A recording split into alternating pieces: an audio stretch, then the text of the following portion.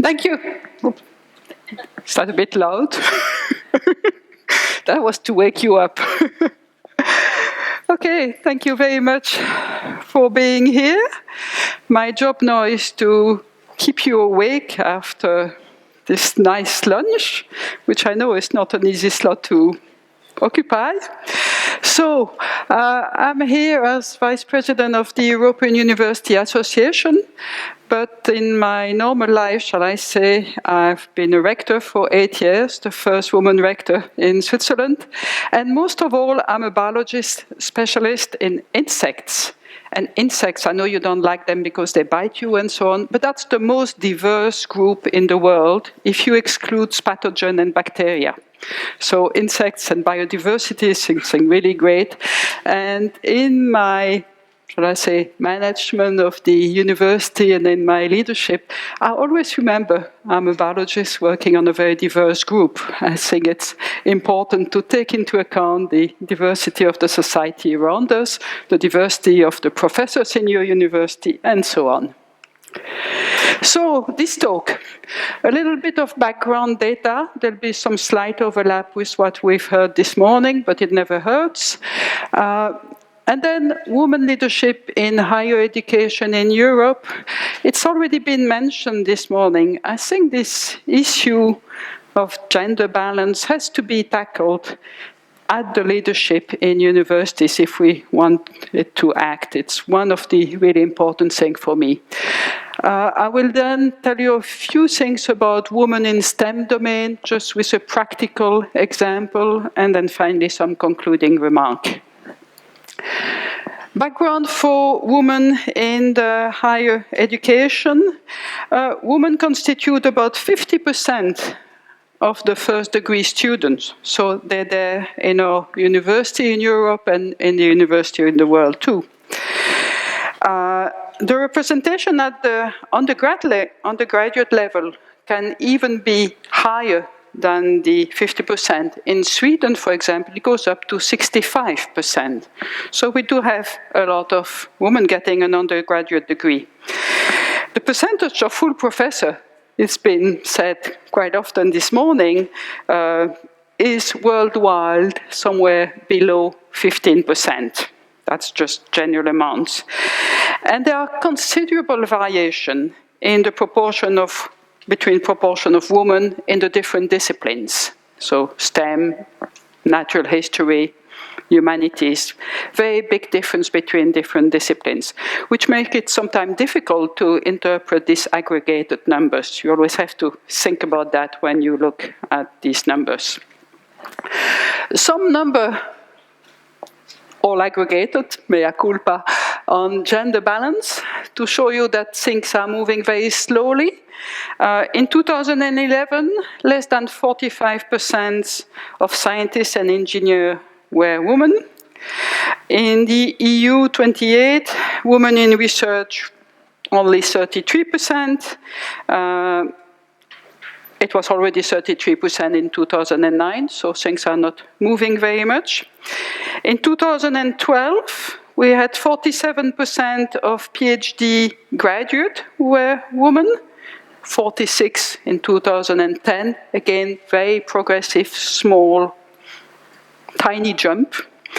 And the average number of female graduates increased at a rate of 3.7% per year, compared to 1.6 for the male graduate student. So you see that there is an increase, but this increase, it will take a long time to change the global figure, and we'll look at why. PhD students equaled the number of men, mostly. In some fields, like mathematics and computing, it's not the case. It's only 28%, so that's the STEM things. In other fields, it's 42%, so we've gone below the 50% threshold. These are all data from the EU 28. So you can find them on the web. Now, the glass ceiling index, I agree with what was told this morning. It's a tricky way to measure things, but it's one we all use. And we can see, contrary to some interpretation people have when you talk to a group of men or to a group of, like say, a group of men rector, they say, oh, it's great, you know, there are lots of high number there. And then you have to say, well, no, listen, this is good when it's close to 1, which is the bottom part of the graph. You can see that the European level, that's the one highlighted in blue in the middle, 175. We're not there yet, you all know that. And you can see that only very few countries, actually 2, are below 1. Do any of you know which one are below 1? Macedonia and Malta. So, they're countries, small countries with a very new university system. Gender balance figure, well, we've just seen this glass ceiling, 175. It moved from, in 2013, it was 1.8 in 2010, so very, very small progress. We will see why in a moment. Macedonia and Malta I've already talked about, so let's move to the next slides. And let's get to the European University Association and our database. Why have I chosen to select, not just because I'm vice president of the association, to select this database? Because I think it's an interesting database. It's a bunch of universities which are members, and in our database we have information on many of the scientists, professors, dean, rectors, vice rectors, everybody, with some what we call A-level function in a university. And we have 834 members, 713 individual universities, and it's the Europe in a geographical sense. So it's not exactly the same data as the one we used to see when we speak of the EU 28. We here have the geographical Europe, so other countries which are not included in the EU are in this data.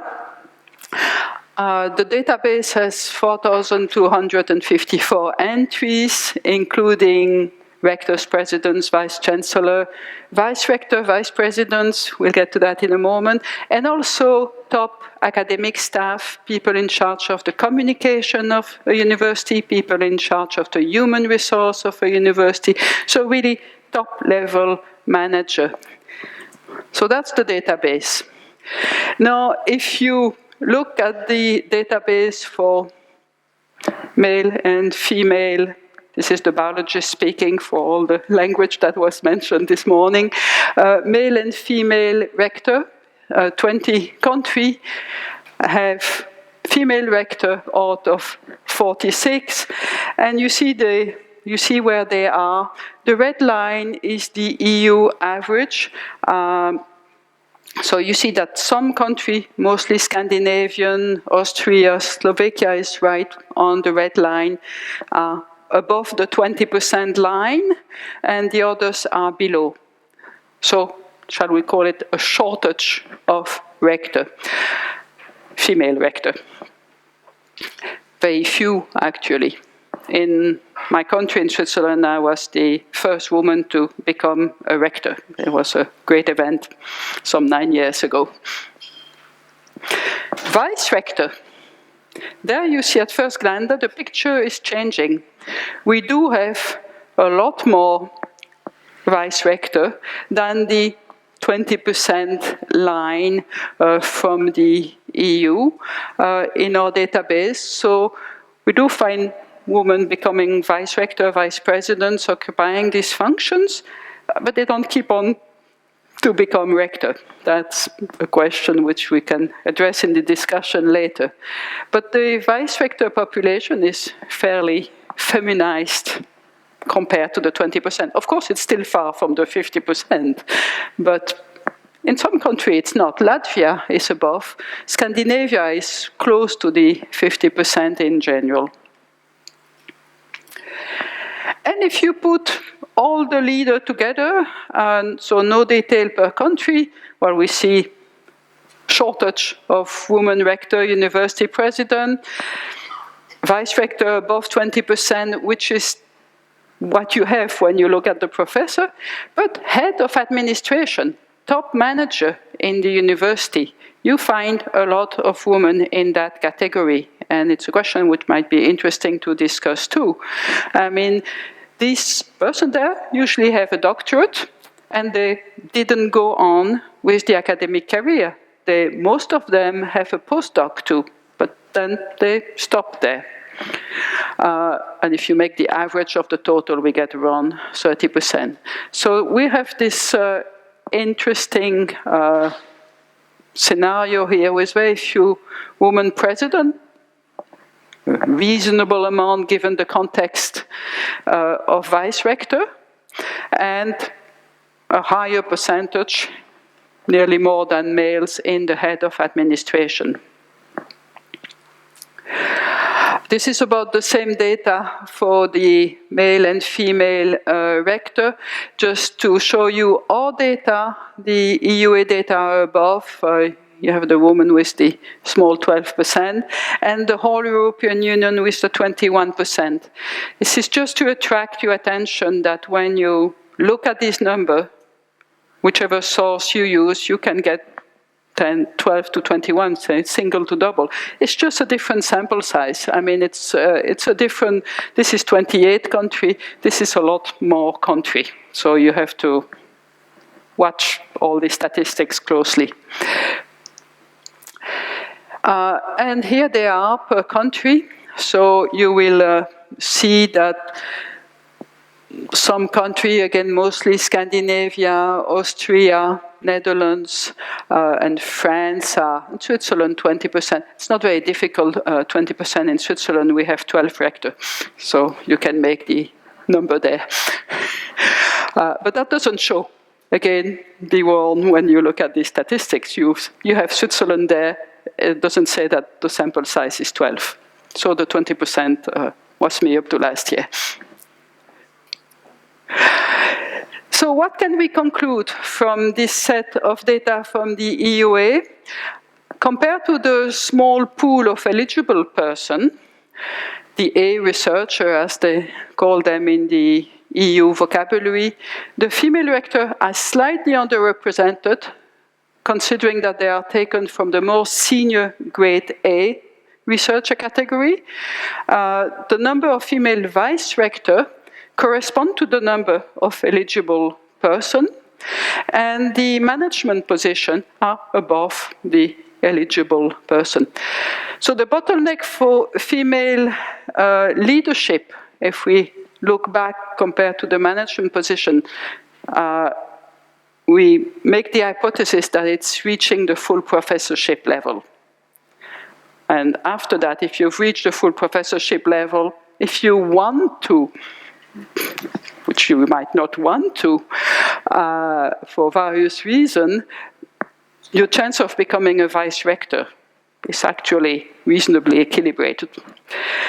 Your chance of becoming a rector is not very equilibrated. And higher administrative management positions are more accessible for women.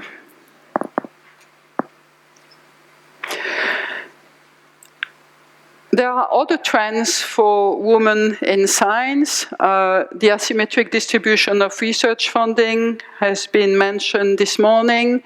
Same thing for the various excellence initiatives who have different name in different countries.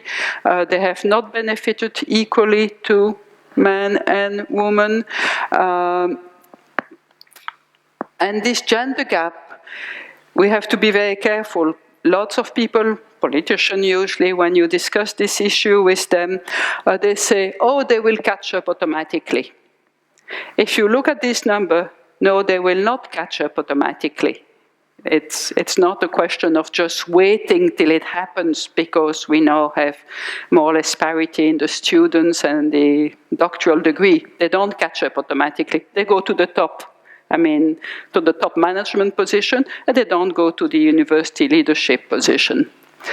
So there is a glass ceiling, a maternal wall, and if you remember the very first flu sites, there is no evidence of spontaneous reduction of this gender inequality over time. Things haven't changed that much in the last years, sadly.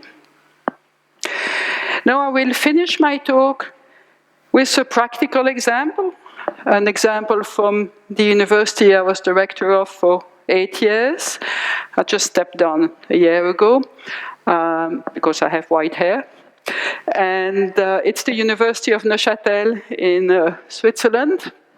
I had white hair when I became rector already, to reassure you. Now, of course, in this university, I have access to all sorts of data in the at the level of the human resource, at the level of the student registration, so I can do an in-depth analysis of this institution. And I've looked at male and female professor, and I've looked at the age of this professor. So the way you have to read this is that the professor who have been recently appointed, these are the one, I want to go back here.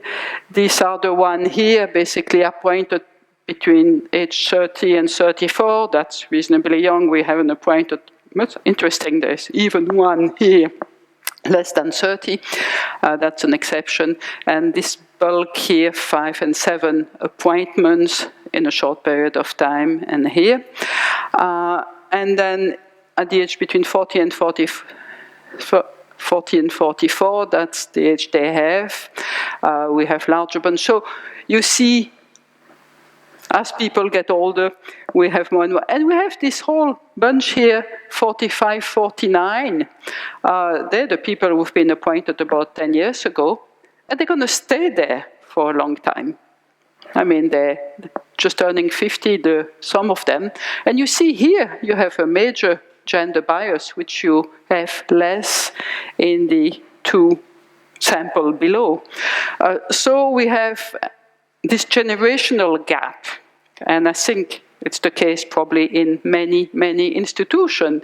And before this group reach the age of retirement, it's not a hopeless cause, but you have to be really you can't think it's going to get better with time, because time is going to be a long time. I mean, these guys are 50, and by the time they get 65, it's going to take a while. So there's not going to get too many jobs to replace.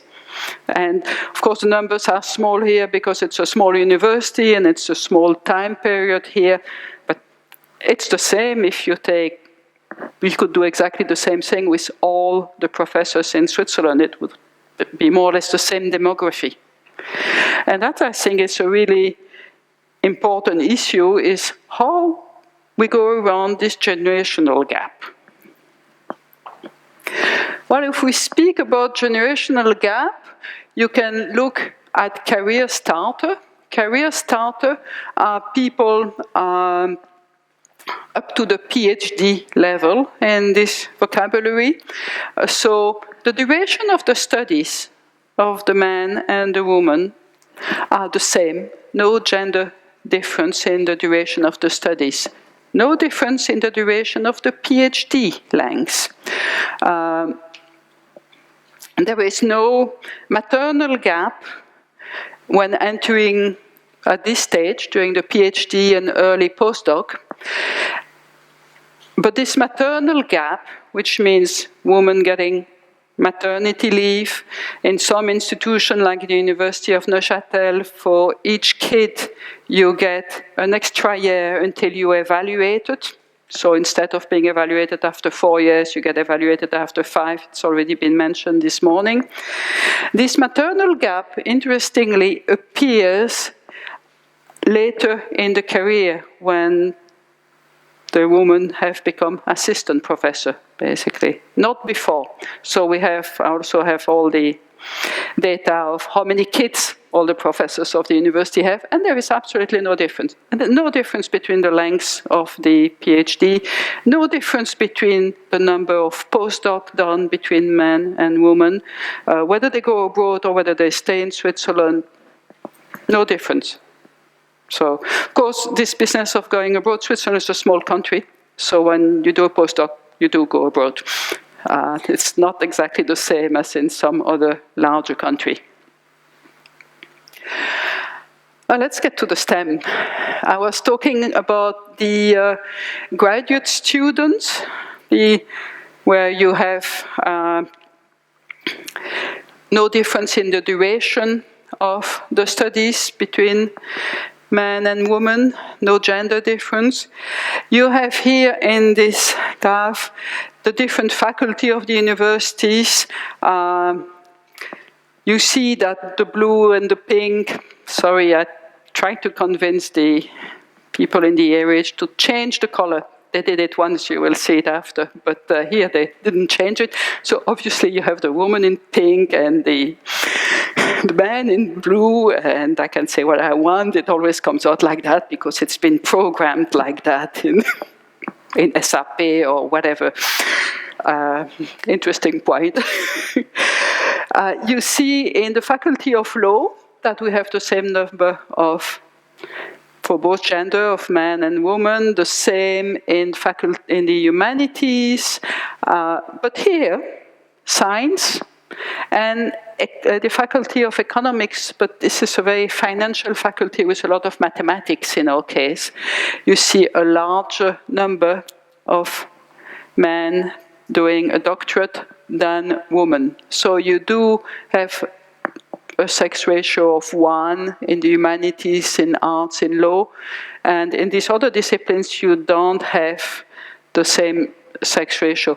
But the few women here who are doing their PhD, they do it as fast as the men and as successfully. Leaky pipelines. It's been said it's not the most practical presentation of things. So what happens through the career? We've seen no difference in the length of the PhD, postdocs, and so on. And this graph, again, for the University of Neuchâtel, with 2 sample size, two sampling, one in 2000, one in 2014.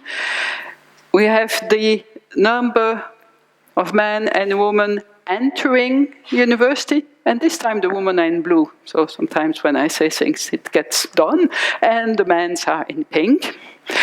They had a laugh in the AOH where they did that.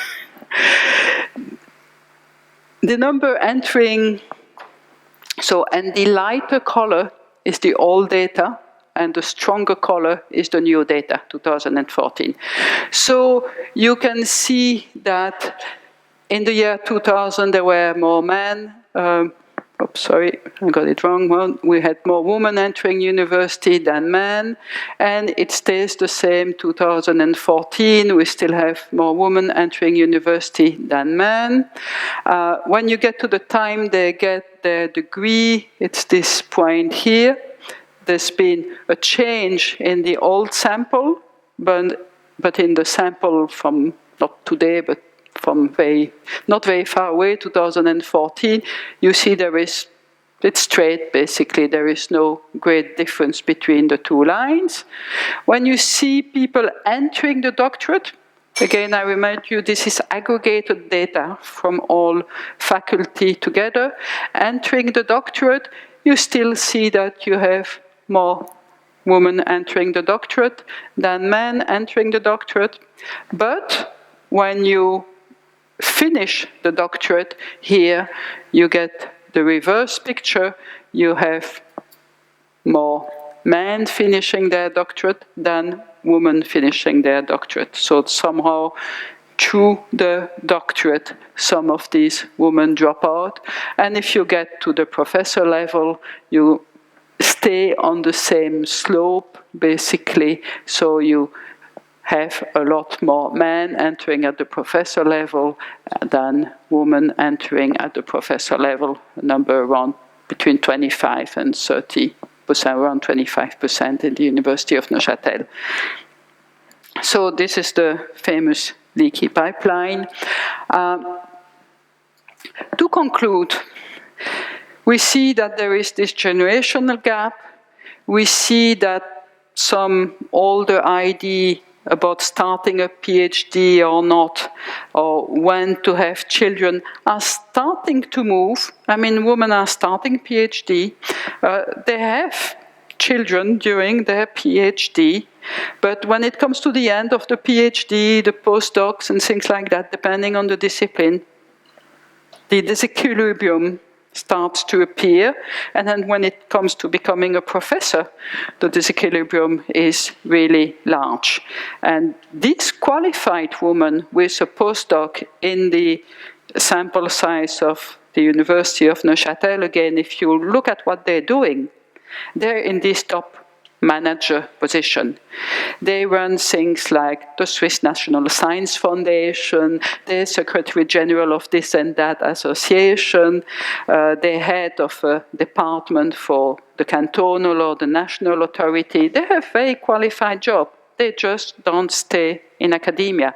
It's more like it looks, it's the profession of being a university professor that's deterring them. So I think we have to start very early to change this. We can have nice measures within our university where we have to target kids even before high school. And we can also, of course, adopt incentive measures. There are various incentive measures which have been mentioned this morning. Thank you very much.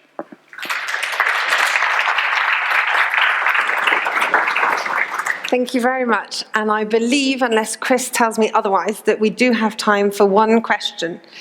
So do we have a question in the audience? We do. I thought we didn't. Brilliant, we have one. If you could please state your name and affiliation. Yes, hello, I'm Isabella Grabner from Maastricht University.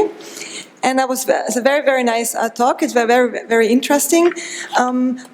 What you said in the beginning was that the bottleneck for the rectors is actually that two little females become full professor.